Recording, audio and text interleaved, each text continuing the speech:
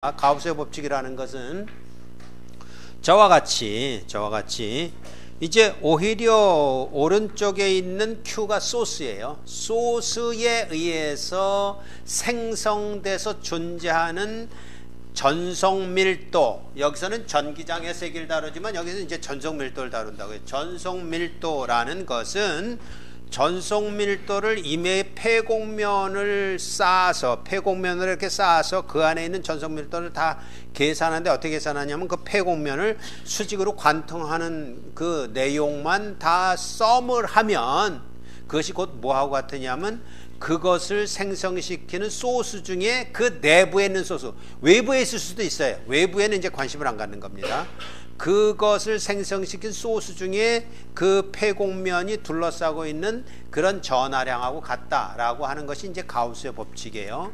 그럼 이제 가우스의 법칙이라는 걸 저걸 보면서 어떤 생각이 드냐 하면, 여기 이제 미지수가 하나지요. 하나인데 이 식이 결국은 식이 몇 개인 겁니까? 다시요. 미지수가 하나라고 했을 때 그 내용은 뭐냐 하면 이게 미지수잖아요. 그러면 벡터적으로는 하나지만 실제적으로는 몇 개인 거예요. 아이고 어렵다.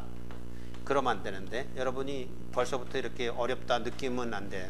벡터로 미지수가 하나지만 이것이 말하는 건 직각좌표계로 말하든지 원주좌표계로 말하든지 무엇을 말할지라도 성분이 몇 개 있다는 얘기에 3개 있다 그런 얘기죠. 그러니까 벡터 미지수가 3개라는 말은 스칼라 미지수가 3개다 이런 얘기예요.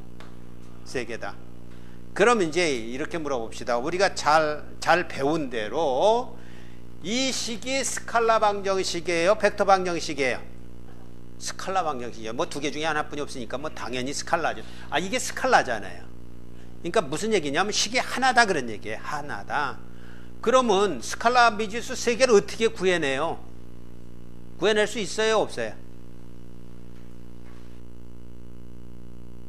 이게 없어요. 틀려서 고마워요. 없죠. 항상 그거에 미지수 개수만큼 방정식은 있어야 된다 예요. 그런데 미지수 3개를 구하려고 하면 이걸로는 못 구한다 이런 얘기예요. 그래서 결과적으로 어떻게 된다고요? 대칭성 때문에, 우리가 구하는 것을 보면 대칭성 때문에 성분 하나짜리만 구해요. 그러니까 그것을 설명해 주긴 하지만 정보가 그렇게 충분한 것은 아니다 예요. 그럼에도 불구하고 이 그 가우스의 법칙으로 구할 수 있는 그 특수한 경우는 몇 개뿐이 없다. 몇 개뿐이 없다. 구면좌표계 하나, 원주좌표계 2개, 직각좌표계 하나, 이렇게 뿐이 없다 이런 얘기. 나중에 가서 여기다가 이제 뭘 더 하나 유도하기 위해서 뭔가 하나 더 하겠습니다만은, 플러스 1을 하겠습니다만은 결국 5개뿐이 설명할 수 있는 내용이 없어요. 그래서 나중에 여러분들이 이제 다 배운 다음에 정리하면 알겠지만 이 가우스의 법칙은 종속 방정식이에요. 독립적인 방정식으로 이렇게 정보를 충분히 제공하지 못하고 종속 방정식임에도 불구하고 그거 자체로 저렇게 대칭성을 가진 문제들을 하나하나 설명할 수 있는 데는 아주 탁월한 성능을 가지고 있단 말이에요. 그걸 먼저 우리가 이제 정복을 해야만 그 다음에 나갈 수 있는 거니까. 자, 이 수식이 의미하는 건 그거라고 그랬어요. 그걸 말로 표현하면, 이렇게 이제 수식으로 표현하면 아주 쌈박한 겁니다. 쌈박하다는 건 뭐예요? 스칼라 방정식이다 먼저 볼 수 있어야 되고요. 그럼 미지수 하나를 결정할 수 있다, 그걸 볼 수 있어야 되는 거고, 그럼에도 불구하고 우리는 대칭성 때문에 어쨌든 이제 벡터 성분을 구한다고 그런다라는 것이고, 그걸 이제 우리 말로 설명하자면 이렇게 길단 말이에요. 이런 내용들이 거기에 들어있는 거죠. 전하 Q에 의해 발생하여, 사실은 전하 Q에 의해서 발생했다란 말은 조금 어폐가 있어요. 왜냐하면 전속 밀도가 생성된 거는 다른 데 있는 전하의 영향을 받았을 수도 있거든요. 근데 그것을 폐곡면에 안 싸고 있으면 그거 계산할 때는 관심을 안 갖는다 그것뿐이니까. 그러나 어쨌든 보통 그렇게 말하니까 전하 Q에 의해 발생하여 근원인 전하에서 발산하는 전속밀도 D를 임의 폐곡면을 따라서 면적분한 결과는 그 폐곡면에 둘러싸인 전체 전하량하고 같다 이렇게 말하는 거예요. 그러니까 그 내부에 있는 전하량에 비례해서 결국 전선 밀도가 발산해 나간다라는 것을 가우스가 법칙으로 만든 것이다 이런 얘기예요. 자, 그래서 이것을 우리가 해석할 때는 항상 결국은 적분방정식을 푸는 것이기 때문에 좌변 이퀄 우변을 푸는 겁니다. 지난 시간에 내가 아주 제일 시겁했던 게 좌변이 뭐냐고 누가 물었어? 잘 물었어. 하여튼가. 그래서 아차, 이런 거부터 좀 이제 짚고 넘어가야 되겠다 그런 얘기. 그러니까 좌변 이퀄 우변을 통해서 그럼 등식이 되잖아요. 등식이 된다면 그 중에 하나 미지수가 있으면 하나를 풀 수 있다 그런 얘기예요. 스칼라 성분은 하나뿐이 못 풀어요. 우선 정직하게 그렇게 말하고 합시다. 그래서 그건 오히려 좌변에 있는 스칼라 성분 하나를 풀려고 하는 그런 문제가 됐다. 그러기 위해서는 우리는 가우시안 폐곡면을 적당하게 만들어야 된다. 그렇지 않은 이상은 못 푼다 그런 얘기예요. 이런 얘기는 내가 처음 하는 겁니다. 월드 프리미어예요. 그러니까 스칼라 미지수 하나뿐이 못 푼다 그런 얘기예요. 식이 하나뿐이 없기 때문에 그러기 위해서는 가우시안 폐곡면을 아주 지혜롭게 적당하게 만들어야 돼요. 그게 여러분이 시험 볼 때 나타나지 않으면 그림을 그리든지 말로 설명하든지 뭐 상관없어요. 그냥 여러분이 하면 나는 할 수 있고 여러분이 하면 나는 할 수 있다고요. 그러니까 뭔가 이렇게 나타내지 않고 여기 있잖아요. 가우시안 폐곡면이 여기 있잖아요. 그렇게 우기면 꿀밤 2대예요. 이번에는 한 대가 아니라 2대로 갈 테니까. 가우시안 폐곡면을 어떻게 잡느냐인데 우선 가장 좋은 방법은 접선 조건만 있어서 그 접선 조건만으로 폐곡면을 만들 수 있으면 제일 좋다. 제일 좋은데 그게 혹시 여의치 않으면 법선 조건도 가해도 좋다. 왜냐하면 접선 조건이라는 것은 무엇이냐 하면 결국 폐곡면이라는 것은 항상 이 면적이 있을 때 이것을 뚫고 나가는 바깥으로 나가는 것이 이게 벡터 방향인데 요거하고 접선 방향이라는 건 결국은 전속 밀도가 이것을 수직으로 관통하는 전속 밀도만 계산하면 되겠다 그런 얘기예요. 그런 것을 계산할 때는 그러니까 어떤 폐곡면을 이렇게 폐곡면을 만들었다. 이게 폐곡면이다. 그러면 이제 이게 이렇게 둘러싸여 있단 말이에요. 그러면 이제 이 폐곡면을 몇 개에 이렇게 나눴을 때 이것을 델타 S1, 델타 S2, 델타 S3 이렇게 말하는 것이 델타 S라는 개념이에요. 그럼 델타 S3가 있을 때 요것에 대해서는 전속 밀도하고 거기에서 전속 밀도하고 이게 접선이고 접선 조건을 만족하고 이것하고는 법선 조건을 만족하고 이러면 좋겠다 그런 얘기예요. 근데 이게 이 델타 S가 통짜로 하나일 수도 있고 통짜로 2개일 수도 있고 통짜로 3개일 수도 있고 통짜로 6개짜리도 있는 거잖아요. 우리가 이제 살펴보자면 그렇게 나누겠다 그런 얘기. 그래서 결국 이제 델타 S라는 거하고 DS라는 거하고 차이는 이거는 몇 조각으로 나누겠다 그런 얘기예요. 한 조각 그대로 통째로든지 아니면 3조각이든지 아니면 6조각이든지 그런 얘기예요. 우리가 주로 하는 게 한 조각, 3조각, 6조각짜리거든요. 이거는 이제 잘게 다 쪼개겠다 그런 뜻이고요. 어쨌든 그렇게 돼서 접선 조건에서는 이거하고 이것이 같은 방향이니까 면적이 이런 면적이라면 뚫고 나가는 것이 면적 벡터이듯이 이걸 관통하는 전속 밀도가 같은 면적 벡터라면 그때는 이거하고 이거가 이렇게 된단 말입니다. 그래서 어쨌든 접선 조건이면 좋겠고 그리고 법선 조건이라면 이거 계산할 것도 없잖아요. 0이 되는 것인데 그렇다고 해서 법선 조건 많이 가져오려고 애쓰지 마세요. 계산이 없으니까 이거는 불필요한 거예요. 어떤 면에서는 이게 없으면 더 간편하다 이런 얘기입니다.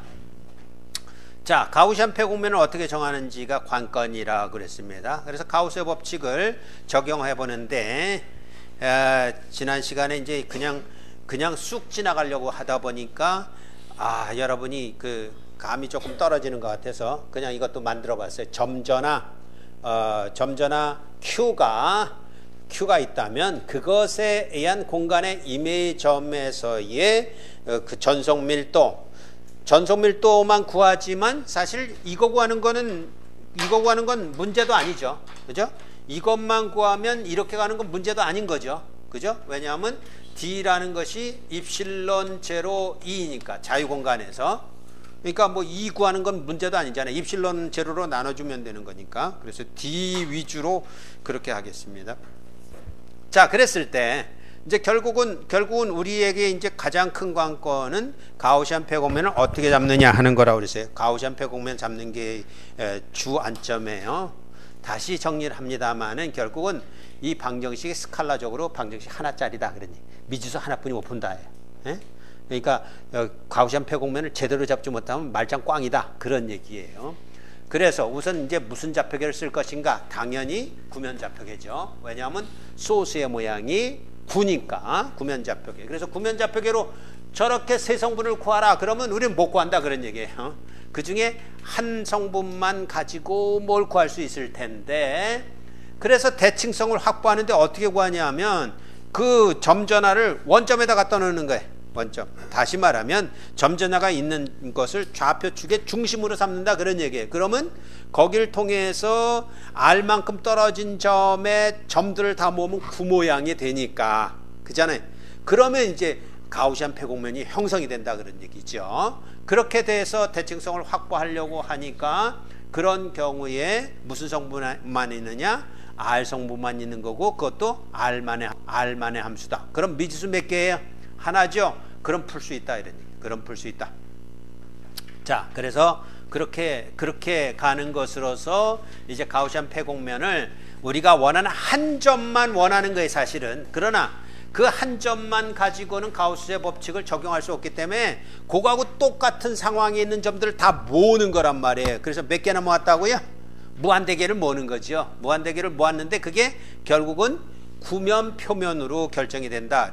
작용점을 포함하는 반지름 R인 9 그 자체를 가우시안 폐곡면으로 잡으면 그러면 접선 조건만 있죠. 구 표면은 접선 조건만 되겠다. 이런 얘기.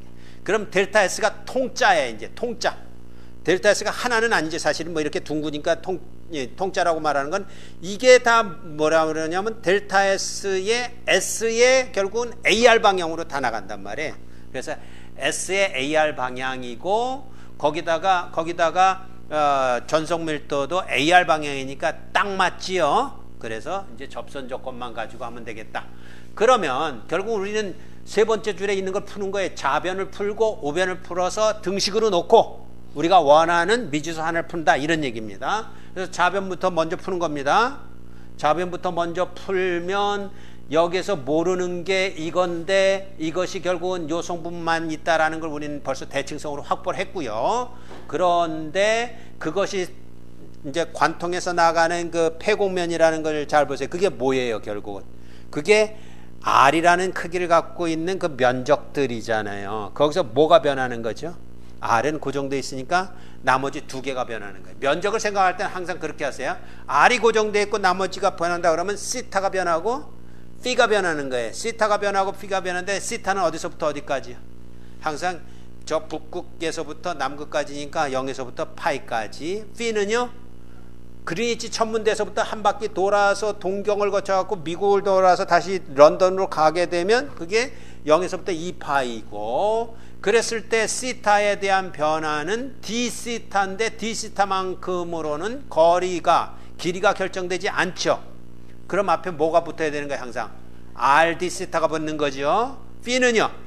P는 로를 생각하세요. 로 d피예요. 근데 로라는 것이 R로 환산하게 되면 R sin 세타거든요. 그래서 이렇게 된단 말이에요. R sin 세타 dphi. 이게 말하자면 길이에 대한 미소 길이에요. 이것도 RD 시타. 무슨 얘기인지 알겠죠?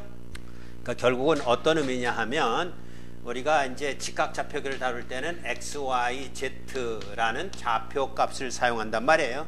그럼 이것도 미터란 단위고 이것도 미터란 단위고 이것도 미터란 단위예요. 그러니까 쉽게 얘기하면 이거죠. 우리가 위치를 다룰 때 동서로 몇 미터 이런 게, 동쪽으로 5m, 북쪽으로 5m 이러면 동서에 대한 거리랑 남북에 대한 거리랑 그 다음에 또 하나 뭐가 필요하죠? 얼른 나와요. 뭐예요? 그 다음에 이게 직각좌표계라고 그랬잖아. 다 거리라고, 거리. 그럼 뭐가 또 하나 있어요? 여러분이 앉아, 보람이 지금 앉아있는 자리를 나한테 보내라 그러면 뭐라고 보낼 거야? 에? 본관을 기준으로 했을 때. 동쪽으로 50m, 남쪽으로 50m, 그리고요,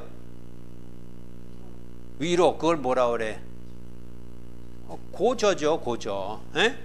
위아래로, 그러니까 위아래 중에서 위로 5m, 뭐 이렇게 말해야 될 거 아니에요. 그게 다 결국은 50m, 50m, 5m 이렇게 말할 때, 이제 동은 50m하고 서는 뭐라고 쓸 거예요?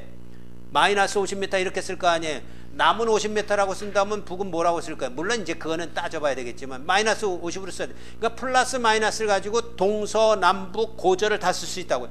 이게 직각좌표계예요.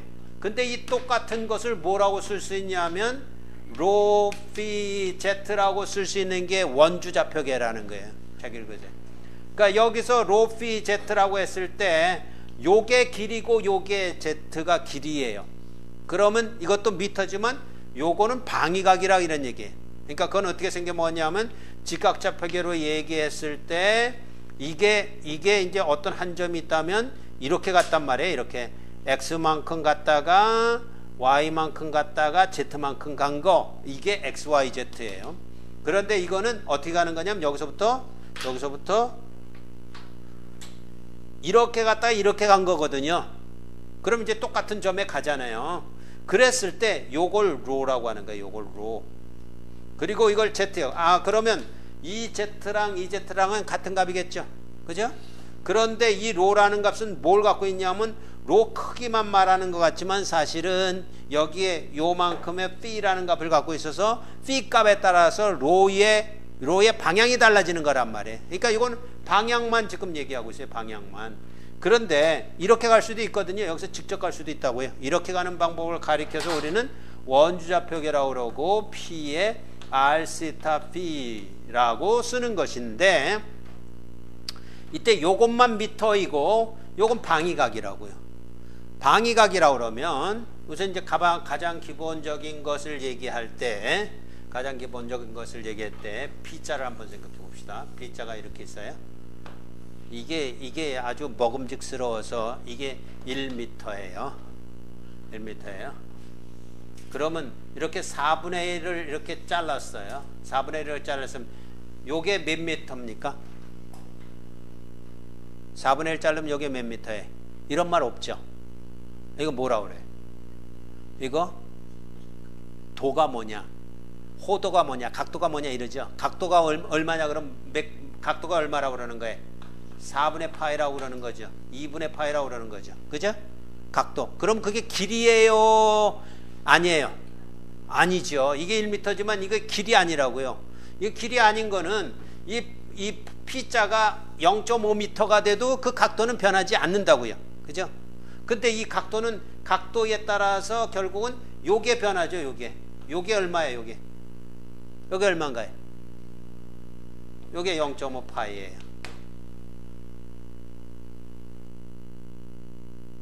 2분의 파이, 0.5파이에다가 1m를 곱한 거잖아요. 그러니까 이게 호의 길이라고 말하는 것으로서 L은 Rθ, 여기서는 θ를 썼단 말이에요. Rθ 이렇게 말하는 거라고. 그러니까 뭘 얘기하고자 하는 거냐면 각도라는 것은 미터가 아니다 예요. 미터가 아니다.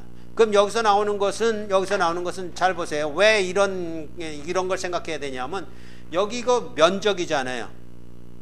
면적이면 미터 곱하기 미터를 해야 면적이 될 거 아닙니까? 그 얘기예요. 에?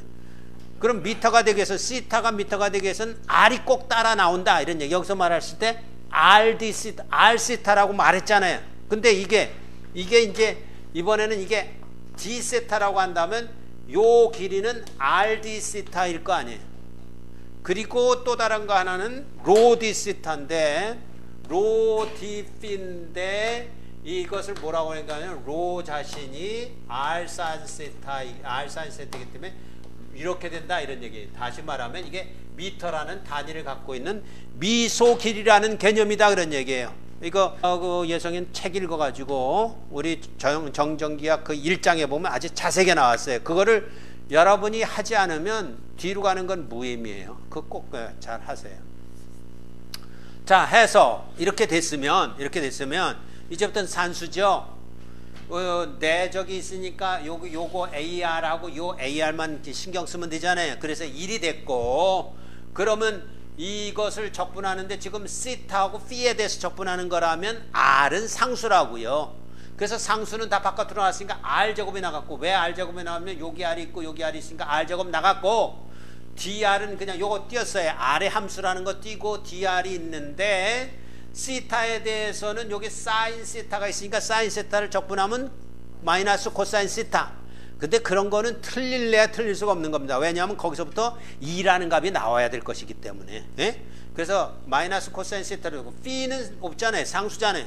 그럼 P에 대해서는 0에서부터 2까지니까 4파이 R 제곱이 나온다고요. 그게 뭐예요? 사실은 그 곡면을 따라가면서 그 점에서 전속밀도의 크기는 똑같은데 이 곡면의 넓이가 얼마냐 그 얘기를 한 거예요. 지금 곡면의 넓이가 얼마라고요? R만큼 떨어져 있으니까 4파이 R 제곱이죠. 그러니까 4파이 R 제곱 각 점마다의 값이 똑같은 DR이란 값을 갖고 있으니까 아까 그랬잖아요. 뭐라고 얘기했어요? 가우스의 법칙은 미지수 하나뿐이 결정하지 못하는 그런 단점이다. 단점이라면 좀 그렇지만 사실은 종속방정식이라고요. 그럼 하나뿐이 못 결정하는데 거기서 다른 게 나오면 큰일 나죠. 오히려. 그러니까 DR이란 값 하나가 다 똑같다고요. 여기 16명 있는데 16명 하나 둘 셋 넷 다섯 여섯 일곱 여덟 16명 있는데 나는 안 쉬었구나. 돼지인가? 17명. 그럼 우리가 몸무게가 다 똑같단 말이에요. 근데 1.7 톤이 나왔어요. 그럼 한 사람당 몇 톤이란 얘기예요? 0.1톤이지요. 그렇게 된단 말이에요. 그러니까 똑같은 값이라는 것이 전제되지 않으면 값의 법칙은 의미가 없어지는 거예요. 의미가 없어진다고 하면 우리가 풀 수 있는 한도를 넘어서는 거니까 그런 면에서 이거란 말이에요. 이 좌변 푼 거에 우변은요. 그것이 싸고 있는 전하가 뭐라고요?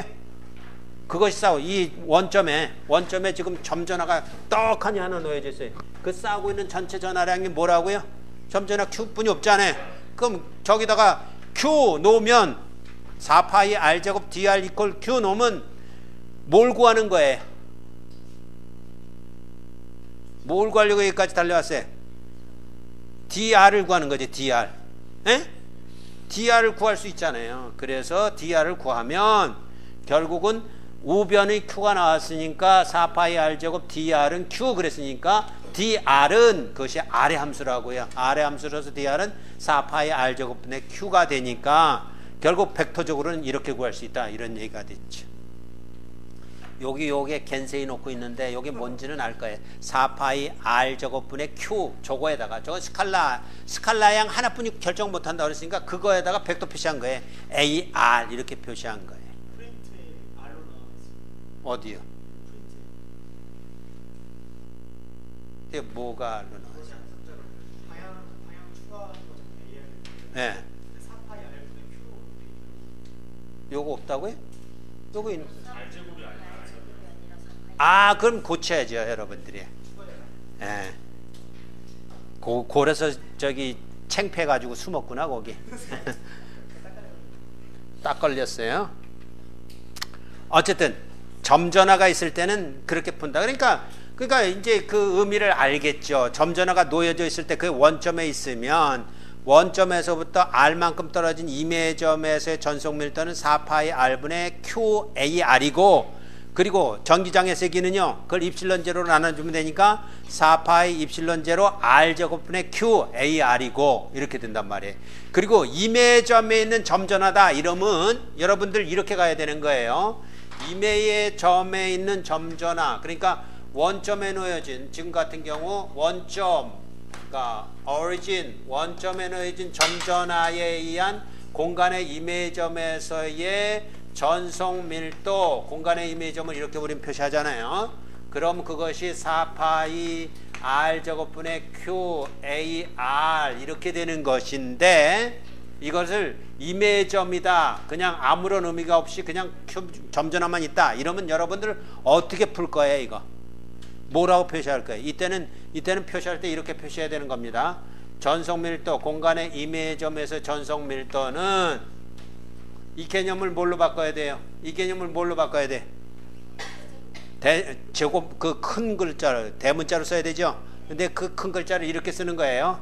4파이 R하고 R의 제곱분의 Q 그리고 그것을 R 마이너스 R 프라임의 크기분의 R 벡터 마이너스 R 이렇게 쓰는 거예요.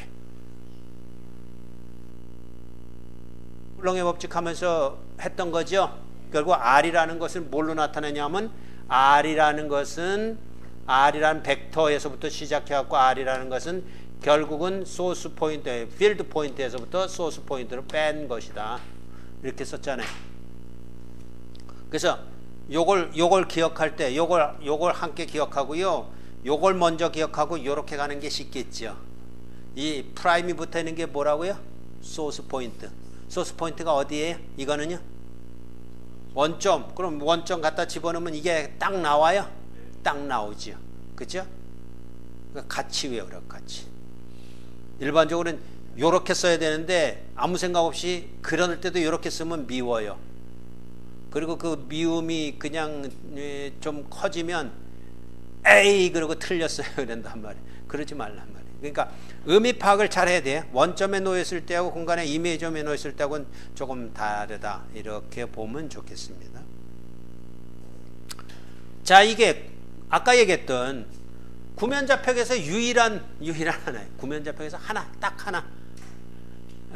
그러니까 가우스의 법칙이 막강하지만, 그리고 막강하다는 의미는 어떤 것이냐 하면 이건 정해졌어요. 그 가우스의 법칙을 풀 수 있는 문제가 정해졌기 때문에 이게 문제에 제일 많이 나와요.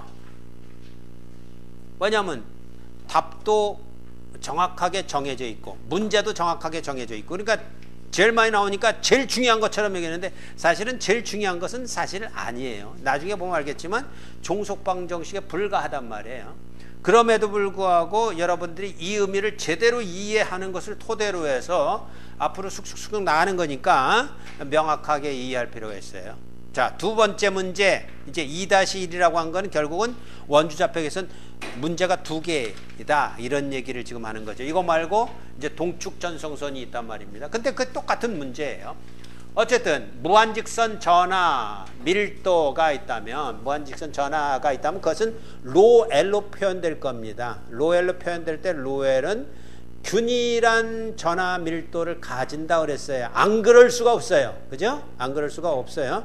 항상 균일한 전하 밀도로 분포되어 있는데, 그럴 때는 우리는 원주좌표기를 쓰면 되겠다. 원주좌표기를 쓰면 되는데, 그러기 위해서는 대칭성을 확보하기 위해서, 즉 가우스의 법칙으로 이 문제를 풀기 위해서는 그 전하 밀도를 Z축에다 갖다 놓지 않는 이상은 못 푼다. Z축에다 갖다 놔야 대칭성을 이용해서 미지수 하나를 풀 수 있다, 이런 얘기예요. 자, 그래서 좌표계를 결정하라 그러면 원주좌표계는 당연한 얘기고, 저렇게 Z축에 갖다 놓는 이상 뭐만 있다고요? 로 성분만 있다. 미지수 하나만 풀면 되는 거예요. 로 성분인데 그것도 나중에 알면 알겠지만, 물론 나중에 할 필요도 없어요. 지금 알아도 되지요. 로만의 함수예요. phi 함수. 이렇게 똑같은 로 떨어진 데서 phi를 이렇게 돌려봐야 크기는 똑같을 수밖에 없다고. 아까 구면에서 똑같은 것처럼.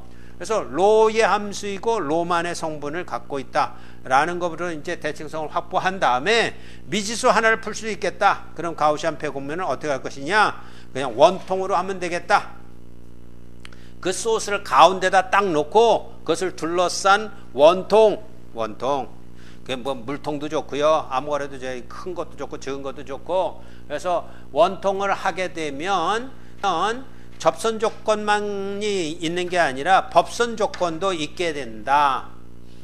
왜냐하면 윗뚜껑하고 아랫뚜껑을 닫아야 되는데 윗뚜껑하고 아랫뚜껑에서는 전성 밀도가 이렇게 안 나가거든요.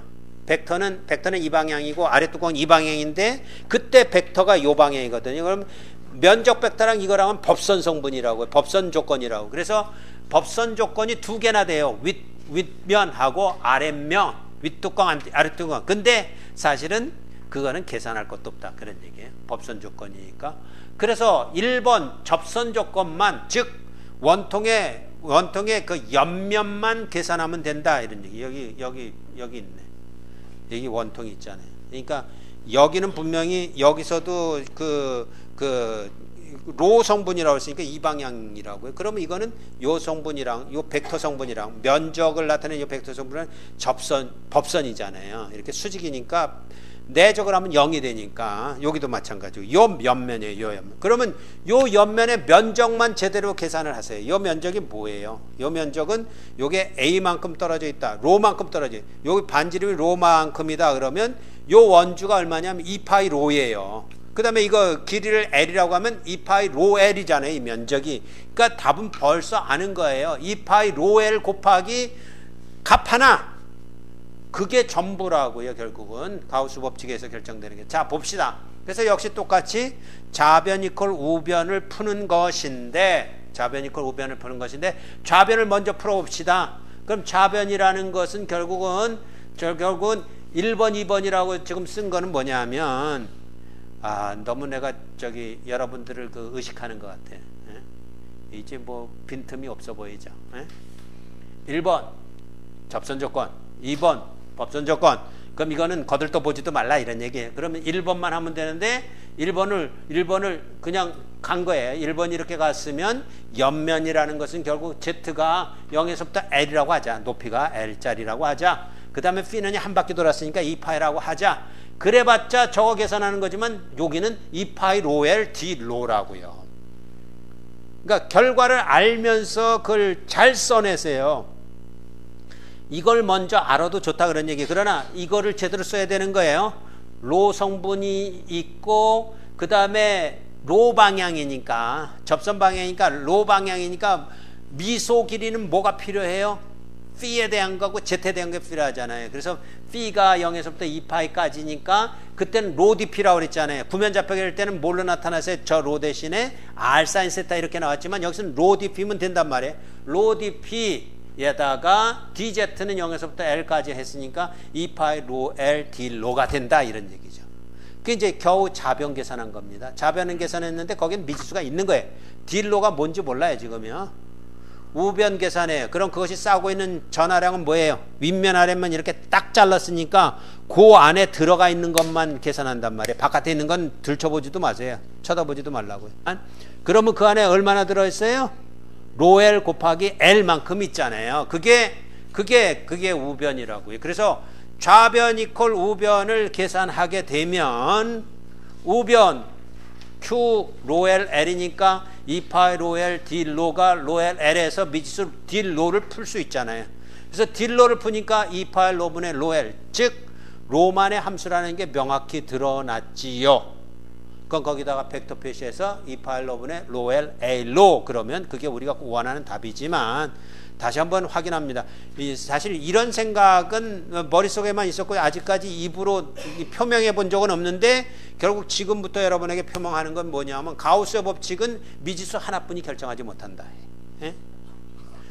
스칼라 방정식이니까 당연한 얘기죠. 스칼라 방정식이니까 미지수 하나뿐이 결정하지 못하는데 그 미지수가 하나가 되게 하는 방법을 우리는 뭐라고 부른다고요? 가우시안 폐곡면 이렇게 말하는 거예요. 가우시안 폐곡면은 어떻게 정할 것이냐 해서 저걸 구했단 말이에요. 그러면 이게 두 번째 문제인 원주좌표의 두 번째 문제인 동축정성선은 다르냐? 안 달라요. 똑같아요. 뭐 내부에 싸고 있는 것만 보면 된다고 그랬잖아요. 그러면 이제 좌표가 결정하는 것 똑같이 원주좌표의 대칭성 확보해서 미지수 하나짜리뿐이 못 푼다. 로 성분만 있는 걸로 하자. 근데 동축전성선의 이제 단면을 보게 되면 내부 도체도 있고 외부 도체도 있다. 내부 도체의 외부 표면에만 전하가 있는 거고 외부 도체는 내부 표면에만 전하가 있어요. 이거 기억나죠? 도체가 하나만 있을 때는 전하가 어떻게 분포된다고요? 양쪽으로 분포된다고 그랬어요. 근데 도체를 하나 마저 갖다 놓으면 어떻게 분포한다고요? 네모로 보면 이쪽에 플러스 마이너스. 그게 똑같은 거예요. 도체가 하나 이렇게 돼 있다 그러면 어디만 분포한다고요? 여기만 이렇게 분포하는 거예요. 내부로 들어갈 수 있다 없다? 내부로 못 들어가요. 내부로 일부러 넣을 수 있어요. 일부러 넣으면 또 어떻게 해요? 서로 싸워가지고 막 밀쳐내. 그럼 어디까지 갈 거예요? 표면까지 가겠죠. 그러면 여기에 또 다른 도체를 이렇게 된 것을 갖다 두께가 뭐 이만큼 되는 걸 갖다 놨다. 그러면 이놈들이 이게 접지를 시킴에도 불구하고 접지를 시켜도 이렇게 접지를 시켜도 웬걸이요. 얘네들은 모으는 재주가 있어요. 그래서 우주의 전기를 모으고 모아가지고 여기다 마이너스 전하를 이렇게 분포시켜요. 여기를 분포시키는 거예요. 여기 분포한다고 그딴 거 없어요. 여기를 분포시키는 거예요. 이거하고 똑같은 거예요. 이걸 이렇게 보면 돼요. 이걸 이렇게 잘랐다. 이렇게 잘랐다. 그럼 이거하고 똑같아. 보이죠? 예? 그러니까 이게 혼자일 때는 그러니까 혼자라는 건 뭐냐면 이걸 펴놓으면 양쪽으로 갈 수 있습니다만은 이거 같은 경우는 뭐 이게 잘라진 게 없잖아요. 그래서 표면으로만 간 그런 거라고. 어쨌든 그렇게 내부 도체 외부 표면에만 전하가 있고 그 전하를 우리는 로 S라고 표현한다 그러니. 근데 그게 로 L이랑 다르냐? 아니에요. 표현하는 방법만 다른 것 뿐이에요. 로 L로도 표현할 수가 있어요. 근데 어쨌든 로 S로 표현한다 그러면 외부 도체의 내부 표면에는 로 S 프라임이라고 한다면 요 로 S랑 요 로 S 프라임은 달라요. 왜냐하면 같은 전하량이 면적이 요거는 좁이고 요건 면적이 널이니까 똑같은 전하량이 분포되니까 농도가 다르단 말이에요. 그래서 밀도가 다르다라는 것을 알면서 그럼에도 불구하고 이제 가우시안 폐곡면은 결국 원통이라고 해요. 원통을 어떻게 만드냐? 좁게 만드느냐, 넓게 만드느냐, 아주 크게 만드느냐, 그것뿐이 없어요. 근데 그렇게 계산했을 때 좌변 계산은 똑같아요. 아까 그 무한직선 구했을 때 그 좌변 계산하는 거랑 차이가 하나도 없는 거예요. 그러니까 한 번 해봤으면 그 다음엔 쭉쭉쭉 가는 거니까. 자, 그래서 원통 옆면만 계산하면 되는 것인데 내부 도체 내부에서 봅시다. 이때 로는 0일 수도 있고 0보다 커서 A보다 작은 값인 그런 값일 수 있는데 역시 가우스의 법칙 좌변 이퀄 우변을 통해서 그것을 푼다 그랬을 때 좌변을 풀어가면 1번 조건을 만족하는 옆면이 있고 2번 조건을 만족하는 윗면 아랫면이 있는데 윗면 아랫면은 계산할 것도 없다. 그래서 1번만 계산하게 되면 역시 아까 했던 거랑 똑같이 2파이 로 L D 로다 예요. 그때 우리가 원하고자 하는 위치는 어디냐 하면 이렇게 내부 도체가 있다면 요게 어느 점인가 요거죠. 그럼 엄하게 가우시안 폐곡면 잡으면 안 되고 요거하고 똑같이 로 값이 똑같이 떨어진 요 놈을 잡는단 말이에요. 근데 그 로 값은 어디서부터 어디까지라고요? 0이 될 수도 있고 A가 될 수도 있고 그 안에서 얼마든지 이렇게 가변적인 거예요. 가변적인 거. 그럼 그렇게 구한 그것이 좌변이라면 우변은 뭐예요? 그 안에 전하가 있다 없다? 없다. 그럼 뭐예요? 괜히 열내서 구한 것 같죠? 사실 뭐 열내서 구한 것도 없어요. 다 똑같은 내용이니까. 그래서 구한 것이 우변에 0을 갖다 놨으니까 당연히 내부에는 전속 밀도가 없다가 되죠. 내부는 전속 밀도가 없어요. 없어요.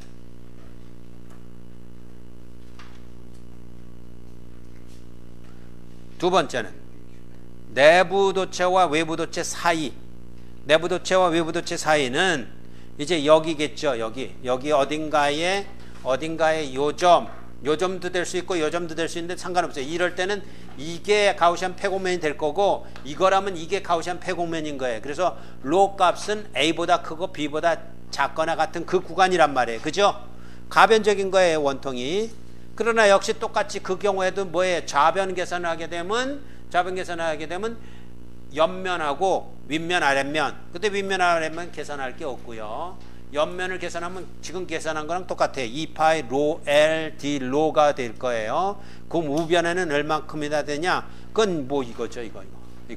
요 빨갛게 표시한 요것만 있을 거 아니에요. 내부에. 그게 얼마냐? 그랬을 때 거기 로 S가 있다고 그러니까 로 S다가 뭘 곱하면 돼요? 그 내부 도체의 반경이란 면적에 그렇게 분포되어 있다 그런 얘기니까 2파이 AL 이 면적은 2파이 로 L에 로라는 값은 변동이 된다 그런 얘기고 2파이 A는 고정되어 있는 거예요. 그래서 2파이 AL 그러니까 그게 이퀄이니까 결국은 2파이 상쇄되고 L도 상쇄되고 결국은 로분의 A 로 S가 되는 거죠.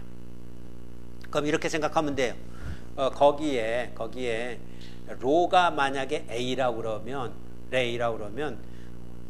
D 로는 뭐란 얘기예요? 로 S죠. S예요, 로 S. 항상 그거예요. 우리 이거 했을 때도 똑같았잖아요. 이거 했을 때도 이게 이렇게 된 거잖아요. 플러스 마이너스일 때 여기에서 이렇게 가는 전속 밀도 D가 있는데 이게 얼마라고 그랬습니까? 이게 로 S였어요. 그러니까 요것에 의한 2분의 로 S, 요것에 의한 2분의 로 S. 그래서 로 S였죠. 그게 그거예요. 지금도 마찬가지잖아요. 여기서부터 이렇게 발산해 나오는데 여기가 로 S이기 때문에 여기서는 D도 로 S란 말이에요. 근데 이게 여기로 가면서는 넓어지니까 로 S니까 로 S D로가 값이 적어지겠죠. 그게 뭘로 나타냈어요? 로분의 A 이렇게 됐잖아요. 로가 A일 때는 1이지만 그죠? 로가 점점 A보다 커지면 로분의 A가 1보다 적은 값이 되잖아요. 맞아요? 네? 그러니까 지금 로가 어디서 보고 있는 거냐면 A에서부터 B까지 보고 있는 거예요. 그러면 여기에 로 값이 있을 때는 요게 로가 A일 때는 1 이런 얘기잖아요. 여기서 로가 B일 때는 어때요? 로가 B일 때는 아이고야.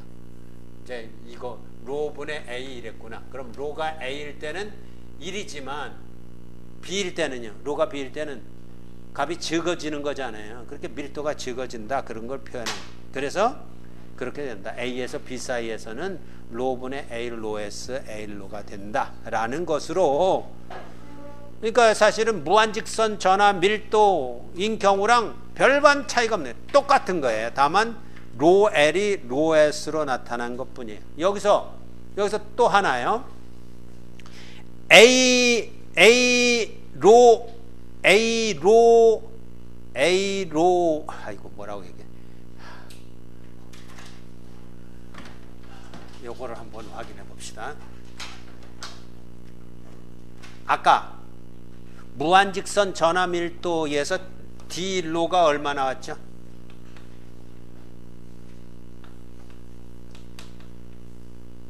내가 묻고 내가 대답하네. 2파이 로분의 로 L 이렇게 나왔죠. 지금은요. D로가 로분의 A 로 S 나왔어요. 그럼 이렇게 얘기해도 됩니까? 로를 빼놓고 여긴 로뿐이 공통된 게 없잖아요. A 로 S는 2파이분의 로 L이다. 이렇게 말해도 되지 않을까요? 이게 같은 내용이에요. 그러면 이거는 쿨롱파 미터 제곱이잖아요. 거기다 미터를 곱했으니까 단위가 뭐예요? 쿨롱파 미터지요? 이거 쿨롱파 미터잖아요. 그러니까 이 얘기는 뭐냐면 이 로 S가 있고 로 L이 있다면 이게 현재로서는 이퀄 아니지요. 당연히 이퀄 아니지. 이거는 쿨롱파 미터 제곱이고 이건 쿨롱파 미터니까 적어도 같아지려면 뭘 곱해줘야 같아지는 거예요. 여기다 적어도 미터 하나는 곱해줘야 되잖아요. 그럼 무슨 미터를 곱해주고 싶어요? 원주. 이게 미터예요. 원주가 얼마예요? 2파이죠. 2파이 A. 이게 이런 관계라고. 이게 곧 요걸 요쪽으로 넘기면 2파이 A 로 S는 로 L이에요. 그러니까 무한직선이라고 말할 때하고 이때하고 상황이 다른 상황이 아니란 말이에요. 같은 상황을 그 표면에다가 부포된 거 이렇게 말한 것 뿐이죠. 아니 다르게 얘기하면 무한직선이라고 말했을 때 왜 원주좌표계를 사용했어요? 무한직선 분포를 뭐로 봤기 때문에 원통으로 봤다 이런 얘기죠. 그거나 이거나 이 원통이나 그 원통이나 뭐 똑같지 않아요? 네? 군대 원통에서 한 친구 없어? 원통 그러면 원통만 생각나네. 뭐 원통이란 말이에요. 원통. 그러니까 지금 그저 표현할 때는 로엘이라고 표현하고 단위 길이당 이러지만 그거 자체도 원통이에요. 그러니까 단위를 가지고 언제라도 그것을 추적할 필요가 있어요. 네? 추적해서 이 내용하고 이 내용하고 왜 표현이 다르지? 다른 거 없습니다. 표현하는 그 정도만 다른 것 뿐이죠. 어쨌든 내부 도체와 외부 도체 사이가 이렇고, 그 다음에 외부 도체의 내부에서 별것 없습니다. 외부 도체 내부에서는 로가 B보다 크고 C보다 작은 구간인데 그 점 어디에선가 구하려면 좌변 역시 구해야 될 거 아닙니까? 좌변을 구하면 좌변 똑같죠. 2파이 로 L의 D 로예요. 그때 로 값은 어디서부터 어디까지라고요? B에서부터 C 사이에 어떤 값이든지 상관없어요. 근데 우변을 구하면요, 우변은 아까 구한 거랑이 아니라 이번에 우변을 구하면 0이에요. 0. 왜 0이에요? 이렇게 되는 거니까 아까 그림을 지워버렸는데 내부 도체가 있었고 내부 도체 표면에 이렇게 분포되어 있었다고 그랬고, 그리고 외부 도체가 이렇게 있다고 그러면 여기에 마이너스가 이만큼 분포되어 있다고 그랬단 말이에요. 그런데 이것을 가령 예를 들어서 여기에서 요 점에서 구하고 싶다 그러면 그걸 포함한 이런 가우시안 폐곡면을 만들어야 된다고 그랬죠. 그럼 여기에 쌌을 때 플러스 몇 개? 4개. 마이너스 몇 개? 4개. 합이 몇 개? 0. 그 얘기란 말이에요. 싸고 있는 전하량은 토탈 얼마라고요? 0. 그 얘기예요. 그랬을 때 하나 더 얻을 수 있는 것은 내부 도체는 2파이 AL 로 S만큼 전하량이 있는 거고 그게 4개예요. 플러스 4. 여기는 2파이 AL, 이게 2파이 A가 아니라 2파이 B예요. 이거 잘못 썼어요. 2파이 BL 로 S 프라임이 있겠지요. 그럼 그게 얼마라고요? 그게 마이너스 4이지만, 그게 마이너스 4, 플러스 4, 마이너스 4이지만, 그게 앞에서 0이니까, 우린 뭐도 알 수 있냐면, 로 S 프라임이 뭘까라는 걸 알 수 있다고요. 로 S 프라임은 당연히 로 S에 마이너스를 붙인 거일 테고, 그죠? 그리고 크기도 B분의 A에 비례하는 것일 테고. 왜요? 넓은 데 분포되어 있으니까 밀도가 밀에서부터 소해졌단 말이에요. 그러니까 그런 것까지도 우리는 이제 추론할 수 있다 그런 얘기입니다. 어쨌든지 2파이 로 L 곱하기 D로가 0이니까 D로는 당연히 0이 됐지요. 그러니까 어디에만 지금 전속 밀도가 있는 거예요? 내부 도체로부터 외부 도체 사이에만 있는 거예요.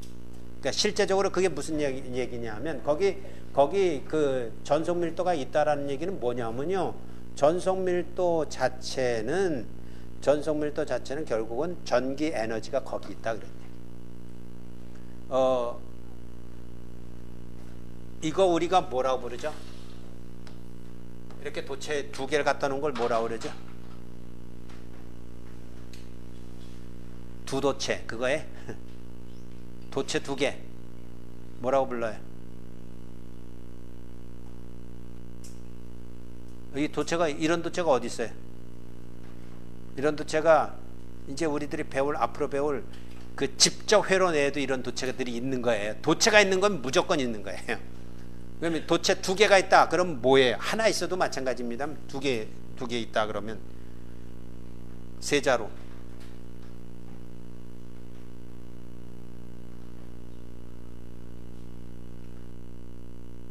두 도체도 지금 마음에 안 드는데 반도체 그러면 어떻게 해? 2개가 있다.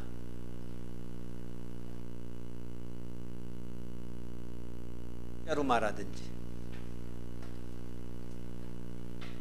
여러분 회로 배웠죠? 1학년 2학기 때 배웠죠? 그때 나왔던 건데.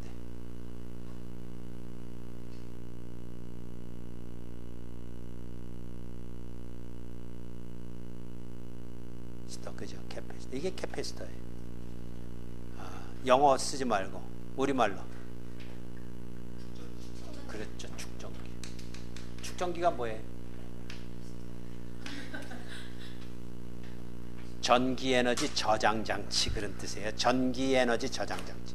왜 전기에너지가 있죠? 전속밀도가 있으니까.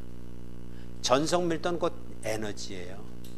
그러니까 전속 밀도가 어떻게 있는 거예요? 그러니까 여기에 플러스가 이렇게 있고 여기에 마이너스가 있으니까 전속 밀도가 이렇게 되는 거 우리 알잖아요.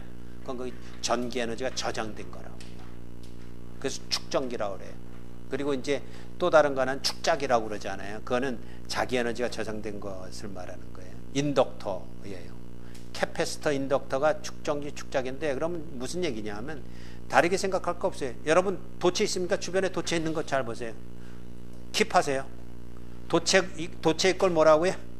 축전기다 그래. 왜? 도체 표면에는 뭐가 있어요? 로에스가 거기에 유도되는 거예요. 그럼 로에스가 있는 곳에서는 전속 밀도가 발산해 나오죠. 그죠? 그럼 거기에 전기 에너지가 저장되는 거예요. 그런 게 뭐가 있어요? 안테나를 이용하는 거라든지 여러분 그 안테나 다 이용하는 거잖아요. 그게 다 우주의 전기를 불러 모으는 장치란 말이에요. 그렇게 전하라는 것에 의해서 전기 에너지를 저장하는 것인데 다시 말하면 우리가 지금 동축 전송선을 다루면서 확인해야 되는 건 뭐냐면 동축 전송선에서 전기 에너지는 어디만 있다? 내부 도체와 외부 도체 사이에 결국은 동축 전송선으로 전기 에너지를 거기다 저장해서 전송하는 거예요. 그게 전송하는 거예요. 도체가 아주 중요한 역할을 하죠. 그래서 이렇게 된다. 외부 도체의 내부 도체에서 그런다면 이제 외부 도체 외부는 뭐 더할 나위 없지요. 그죠? 싸고 있는 전하량은 당연히 0이니까 그래서 우리는 그걸 뭐라고 말하냐 하면 전기차폐라고 그래. 차폐, 전기차폐. 그 결국 뭐예요? 지금까지 우리가 다뤄봤지만 결국 이거죠. 가우스의 법칙은 적분방정식으로서 미지수 하나를 결정해 줄 수 있는 건데 그러기 위해서는 가우시안 폐곡면을 정해서 미지수 하나만 정해 줄 수 있도록 대칭성을 꼭 확보해야 된다. 그러지 않는 이상 가우스의 법칙은 사실 의미가 없다. 사용할 수가 없다. 그래서 그 가우시안 폐곡면을 어떻게 하면 잘 정하는가 하는 문제가 지금 원주 좌표계는요. 몇 문제 푼 거예요? 지금 이 경우의 수가 무한직선이 있고 이 독주철수선은 4개가 있고 5개지만 사실은 한 통속이잖아요. 그 하나도 다른 게 어디 있어요? 다 똑같죠. 근데 그 5개를 여러분 보고 풀라고 그러면 괜히 한 번 정도는 은근슬쩍 맞고 그러고 나머지는 다 틀린다. 이거는 말이 안 되는 거예요. 무슨 얘기인지 알겠습니까? 다 똑같은 문제라고요. 다 똑같은 문제. 다만 우변이 달라지는 것뿐이죠. 우변의 전하량 싸고 있는 전하량이 무한직선일 때는 로엘 L 그리고 동축 전성일 때는 로S에다가 2파이 AL 그리고 어떨 때는 거의 대부분은 0 이렇게 나오는 것들이니까 그걸 어렵게 생각하면 절대로 안 되는 거예요. 원주좌표계 구면좌표계 하나 원주좌표계 2문제 그렇지만 이 2문제를 갈기갈기 쪼개면 5개나 되지만 다 똑같은 놈이다. 에? 다 똑같은 놈이다. 이거 결국 뭐예요? 미치수 하나를 정하는 거기 때문에 구면좌표계는 R 성분 하나, 원주좌표계는 로 성분 하나. 그 빅딜이 아니에요. 결국 그것을 이제 정리해 놓고 보면 전속 밀도는 저렇게 이제 불연속적이 있는데 불연속이 있는 이유는 거기에 도체가 있다 그런 얘기예요. 소스가 있는 곳에만 불연속이 있는 거예요. 그러니까 불연속은 그건 뭐냐 하면 여기 온도가 한 그 35도 뭐 30도 이 정도 될 거예요. 근데 불연속점이 어디 있냐면 사람을 지날 때마다 불연속이 있어요. 이렇게 27도 뭐 이렇게 가다가 갑자기 37도 이러다가 쑥 가고 그래요. 왜냐하면 소스가 있기 때문에. 거기 내부 도체 표면에 소스가 있고 외부 도체 표면에 또 다른 마이너스 소스가 있기 때문에 아니 거꾸로 될 수도 있는 겁니다만은 그렇기 때문에 거기 불연속이 있을 뿐이다 이런 얘기예요. 있다.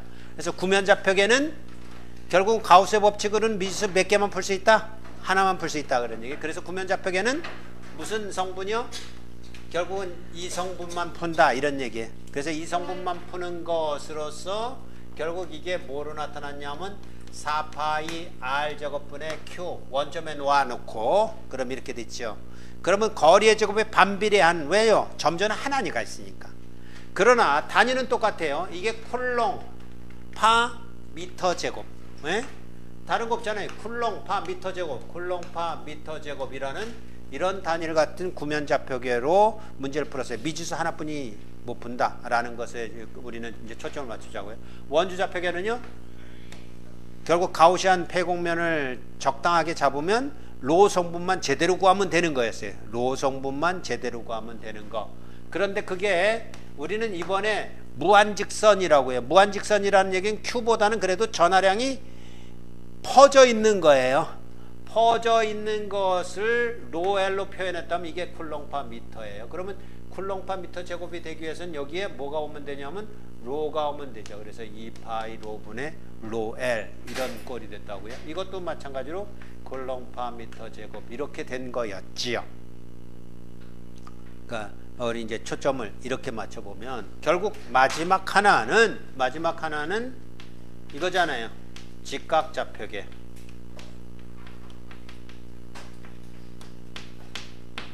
직각좌표계. 이것도 한 성분만 구해야 되겠죠. 한 성분만. 그죠? 가우스 법칙으로는 뭐 다른 짱구 굴리지 마세요. 괜히 머리 쓴다고 그러지 말고요. 이거는 성분 하나뿐이 못 구하는 식이에요. 성분 하나뿐이 못 구하기 때문에 성분 하나만 포함할 수 있도록 우리는 가우시안 폐곡면을 잘 만들면 된다고요. 그래서 우리의 선수는 뭐라고 지금 예를 들은 거냐면 X 성분만 있다 이렇게 간 거예요. 물론 이랬을 때 이것이 R만의 함수이게 이게 로만의 함수이고 이것도 X만의 함수인 이런 걸로 나타나는 거예요. 결국은 그래서 이것이 결국은 직각좌표계로 하려면 무한평면이어야 될 거예요. 무한평면일 때는 로 S로 나타난다고요. 그럼 이거 자체가 벌써 쿨롱파 미터 제곱이면 여기는 미터가 오면 안 되지요. 그래서 뭐만 왔다고요? 2분의 파이도 없어지고 2분의 로 S 이렇게 나타났다고요. 이게 2분의 로 S가 몇 개 모이면 로 S가 되는 거예요? 2개죠. 그래서 2개만 모이면 로 S가 우리가 이해하는 로 S가 정확하게 이해가 되는 거예요. 그래서 이게 역시 쿨롱파 미터 제곱이에요. 그러니까 지난 시간에도 그렇게 써보려고 했습니다만 이제는 좀 정리가 됐을 거예요. 가우스의 법칙이라는 것은 스칼라 방정식이기 때문에 미지수 하나밖에는 못 푼다. 그래서 가우시안 폐곡면은 이렇게 미지수 하나짜리로 만들어서 결국 하나를 풀어내면 그걸 일반화시킬 수가 있다. 이렇게 된 거죠. 거기다가 저건 Q에 비례하고 이건 로 L에 비례하고 이건 로 S에 비례하기 때문에 오히려 거리에 대해서는 거리의 제곱에 반비례하지만 이건 거리에 반비례하지만 이건 거리하고 무관한 상수값이 된다라는 것으로 된 것이에요. 이미 답은 알고 있지만 그래도 한번 풀어봅시다. 준비됐어요? 가봅시다. 직각좌표계. 결국 저런 문제예요.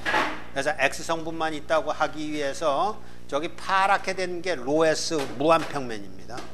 무한평면이지만 무한평면으로 분포되어 있다 그러면 결국은 좌표계 결정을 직각좌표계로 저렇게 구하면 될 테고 그때 대칭성을 확보시켜서 결국은 X성분만 있다라고 이제 하는 겁니다. 왜 X성분만 있느냐? 그러면 무한평면이기 때문에 무한평면에서부터 발산해 나오는 놈은 위로뿐이 안 가거든요.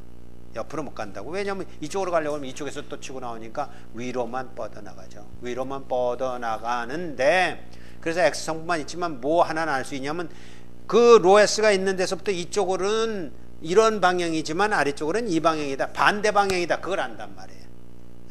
그걸 안다고. 그러니까 사실 어떤 면에서는 지금 미지수 하나짜리가 아니라 미지수 2개짜리를 식 2개로 풀어내야 되는 그런 경우가 돼버렸죠. 그럼에도 불구하고 그것을 쌓고 있는 어떤 가우시안 폐곡면을 만들면 되는데 직육면체를 만들어서 윗면과 아랫면은 접선 조건이지만 옆면 몇 개 남았어요? 하나, 둘, 셋, 넷. 이거는 법선 조건이기 때문에 계산할 필요는 없다. 그래서 폐곡면을 만들겠다. 이런 작전을 세운 겁니다. 지금 폐곡면이 지금 2개나 있는 거예요. 5, 6, 7, 8 앞면으로 되어 있는 직육면체가 하나 있고 1, 2, 3, 4로 되어 있는 직육면체가 있어요. 이 5, 6, 7, 8이 싸고 있는 전하량은 얼마예요? 5, 6, 7, 8로 되는 직면체가 싸고 있는 전화량 얼마예요? Q란 말 나오면 곤란해. 여기 Q 얘기도 없어요. 뭐 스지 Q도 아니고. 얼마나 싸고 있어요? 로에스는 아래쪽에 있어요. 그러니까 바깥에 있는 거죠. 뭐 이렇게 어렵게 생각해? 0이죠, 0. 없죠. 없다 그러면 뭐가 나올 것 같아요? 결국은 이게 나오는 거예요. 우리는 적어도 X 성분만 있다라고 출발해서 그 X 성분은 X의 함수일 것이다 까지는 양보를 하겠는데 이제는 X의 함수도 아니다 그런 얘기. 그래서 윗면하고 아랫면에서의 전성밀도의 크기가 같다 이렇게 가는 거예요. 가봅시다. 어쨌든지 첫 번째는 5, 6, 7, 8로 앞면을 5, 6, 7, 8로 갖고 있는 그 가우시안 폐곡면에 대해서 역시 똑같이 가우스의 법칙을 적용하게 되면 좌변은 우변으로 풀면 되죠. 그래서 좌변을 계산할 때 역시 좌변을 계산할 때는 1번 접선 조건을 만족하는 윗면 아랫면 이런 얘기예요. 그리고 내면은 법선 조건 그건 이제 거들떠 보지도 않고요. 그럼 저 1번만 풀면 되는데 1번이 이제는 두 개예요. 그죠? 그래서 윗면 아랫면 머리 잘 썼죠? 여러분에게 그 의사전달 제대로 됩니까? 윗면 뭐라고요? 그게 5, 6, 7, 8 앞면이 이렇게 된 거니까 6이 있는 X6라는 X 이퀄 X6라는 그 면 고정된 그 면 그 얘기 윗면 X 이퀄 X6에서의 윗면에서의 적분과 아랫면 X 이퀄 X5에서의 아랫면에서 적분인데 그때 적분은 잘 보세요. 이건 분명히 위로 향한다고 그랬고 위로 향한다고 그렇게 이제 됐고 윗면은 어떤 건가요? 윗면 하나 줘봐요. 그거. 요게 윗면이고 요게 아랫면이라고 그러면 윗면은 방향이 이 방향이잖아요. 그러면 그거는 아까 요거랑 같은 방향이라고. 요거랑 같은 방향. 그죠? 근데 아랫면은요. 이렇게 향해야 되잖아요. 그럼 요거랑은 반대 방향이에요. 그래서 마이너스가 나온다. 그렇게 해서 마이너스가 나온 저것이 결국은 그 안에 싸고 있는 전하량하고 같다고 그래서 우변을 구해보니까 그 안에 싸고 있는 전하량이 얼마라고요? 우리가 확인해 봤지만 0이에요. 그러면 좌변 이퀄 우변을 놓고 푸는 것인데 미지수가 두 개가 돼버렸어요. 그래서 좀 당황스럽긴 하지만 아까 어떤 걸 알았냐면 위쪽하고 아래쪽이라는 것을 관계식으로 알았는데 지금 같은 경우는 결국은 다른 거 없이 뭐가 나왔냐면 이걸 이퀄로 놓게 되면 면적이 얼마나 되든지 간에 이거하고 같다라는 것으로 어떤 정보를 얻어냈냐면 결국은 X의 함수가 아니다 이런 얘기. 50m 떨어져 있던 100m 떨어져 있던 똑같다고요. 근데 그게 왜 나왔을까요? 사실은 무한평면이라는 가정하에서 나온 거예요. 무한평면이라는 가정하에서 결국은 dx는 x의 함수가 아니고 그거 자체가 컨스턴트다. 그거 하나 얻었어요. 근데 그걸로 끝나면 안 되잖아요. 그래서 이제 뭐까지 하냐면 소스에 입각해서 앞면이 1, 2, 3, 4, 1인 가우시안 폐곡면 앞면이 이걸로 된 직육면체라고 하면 그 안에는 분명히 로S가 들어있죠. 그럼 로S가 면적 S만큼의 직면체 안에는 얼마나 싸고 있는 거예요? 로S S만큼 들어있는 거죠.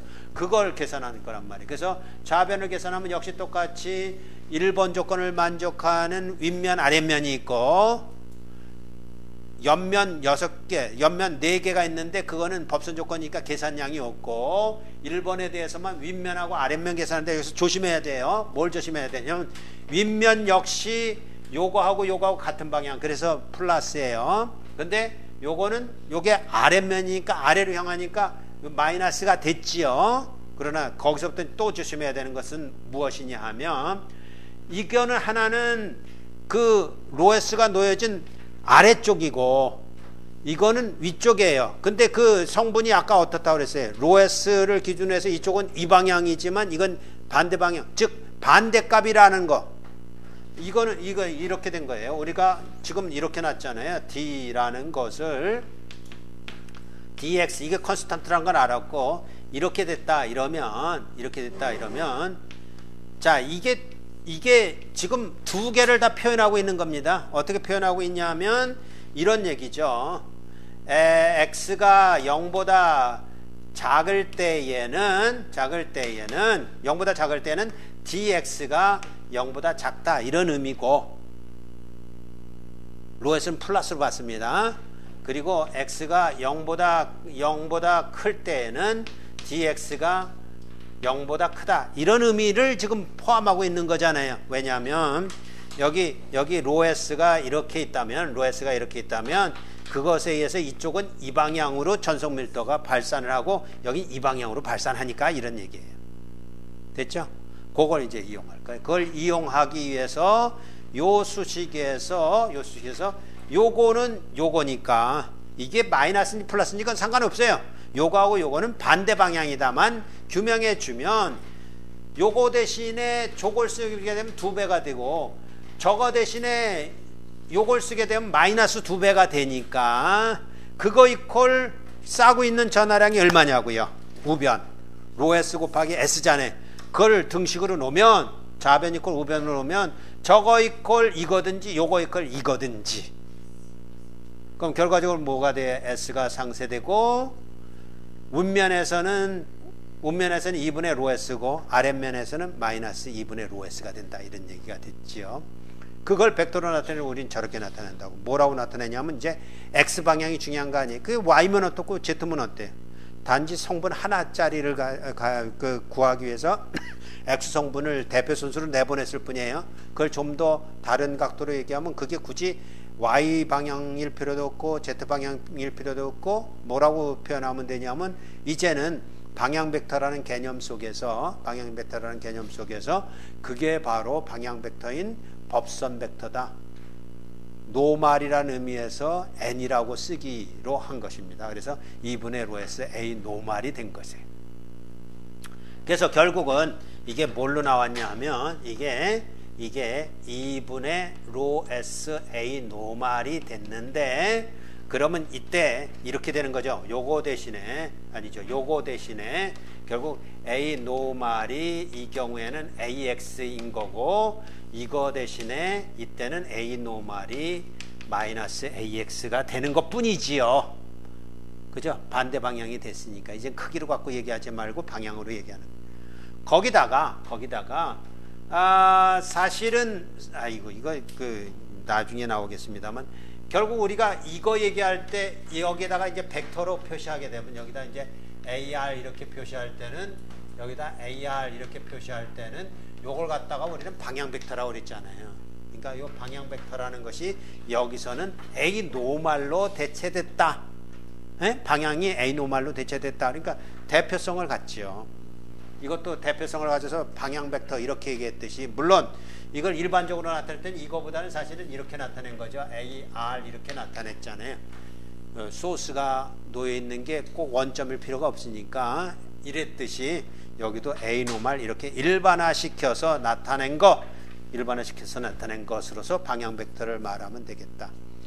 그럼 이제 무한 평면이 하나 있을 때는 2분의 로에스인데 두 개 있으면 어떻게 된다고요? 위에서 2분의 로에스, 아래에서 2분의 로에스에서 결국은 내부에서는 로에스가 된다. 근데 로에스라는 건 다르게 생각하면 할 필요 없고요. 아까 얘기했듯이 도체 표면에 로에스란 분포가 있으면 거기서부터 뻗어 나오는 그거 자체가 로에스란 말이에요.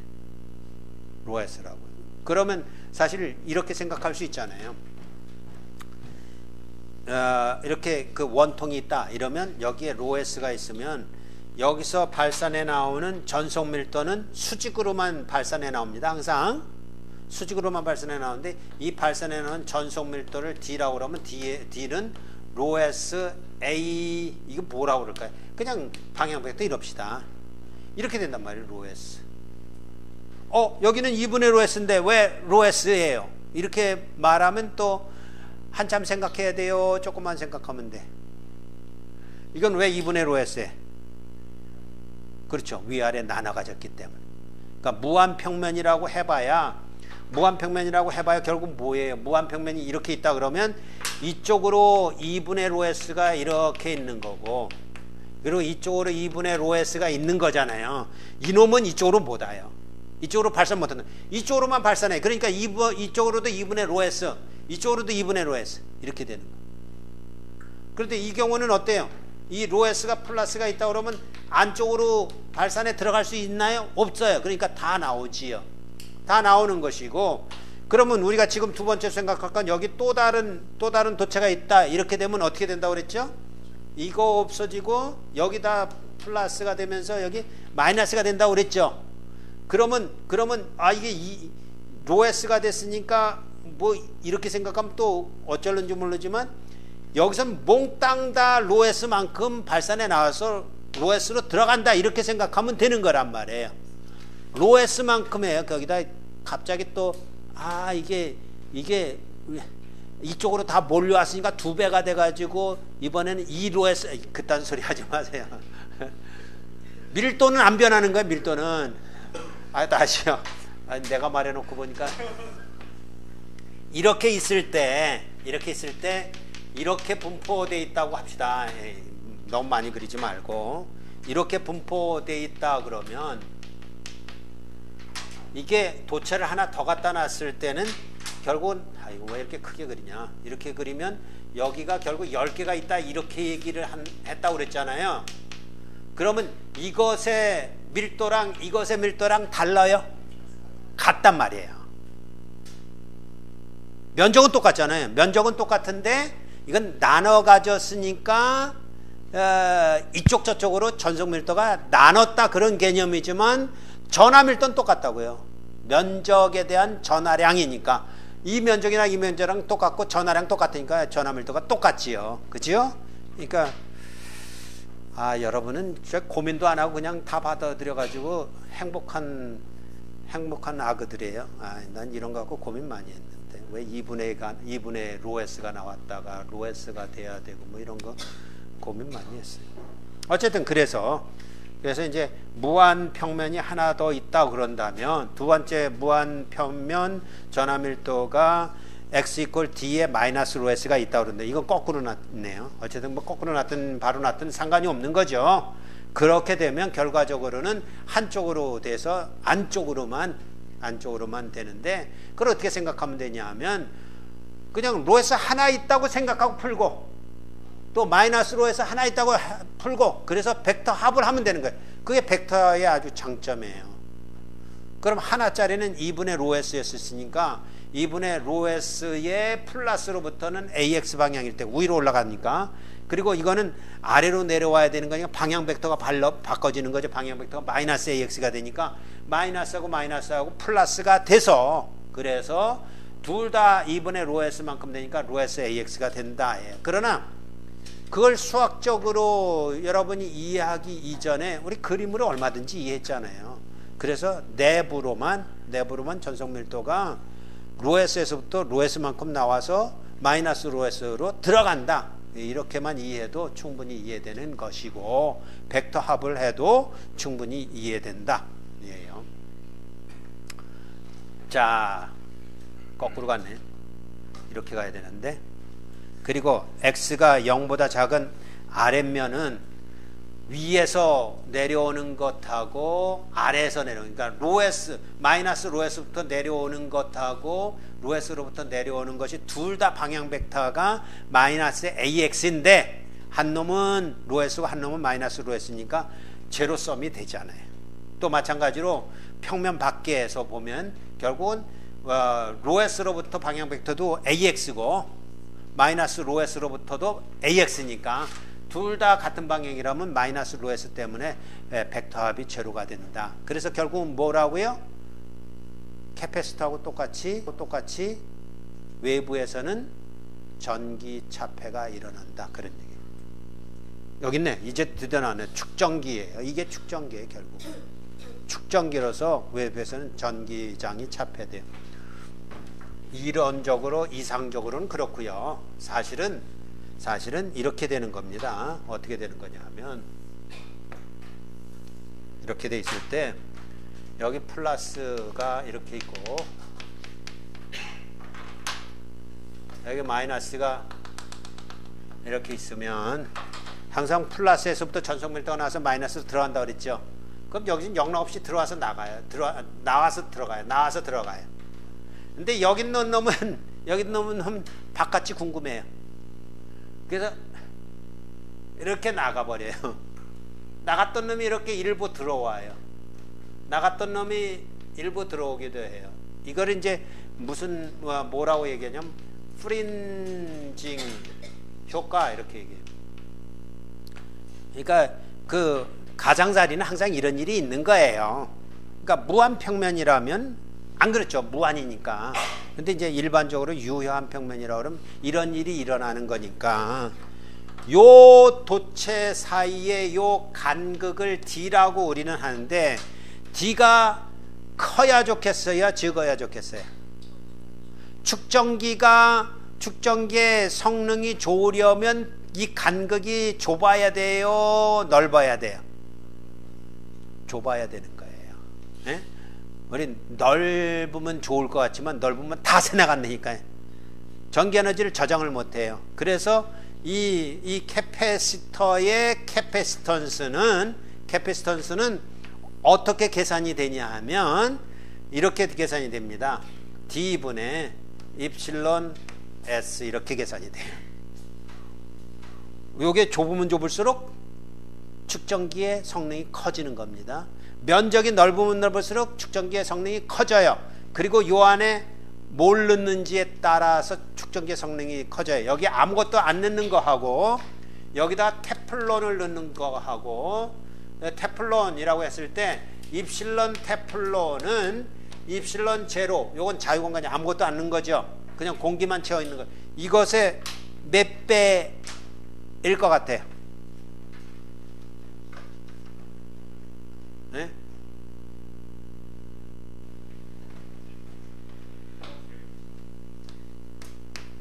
(2.1배) 이렇게 보지 마세요. 2.1배 그러면 에너지를 2.1배나 저장할 수 있다 그런 얘기예요. 우리가 사용하는 대부분의 동축 전송선의 그 유전체는 테플론을 써요. 그러니까 다른 요건도 많이 봐야죠. 거기다가 물 채우면 더 전기 에너지를 더 저장할 수 있어요. 근데 물 채우면 망하지요. 그죠?